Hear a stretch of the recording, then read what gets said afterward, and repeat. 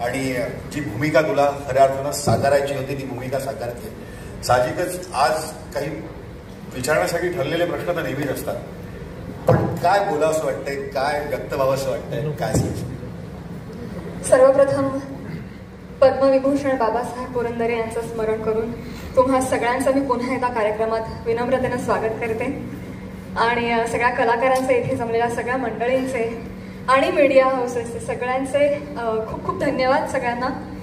तुम्ही आत्ताच या स्टेजला फुलवंतीला सर्वदूर पोचवलेला आहे आणि या पुढल्या आठवड्यात सुद्धा पूर्ण ताकदीनं पोहोचवणार आहात याची आम्हाला खात्री आहे. ज्या संख्येनं तुम्ही उपस्थित आहात आणि ज्या संख्येनं आम्हाला सगळे टॅग्स येतात आणि बातम्या वाचायला मिळत आहेत. आणि अर्थात 11 तारखेनंतर सगळे रसिक प्रेक्षक, मायबाप रसिक प्रेक्षक आणि सगळे मराठी माणसं त्याला उत्तम प्रतिसाद देतील अशी आशा बाळगून आम्ही आहोत.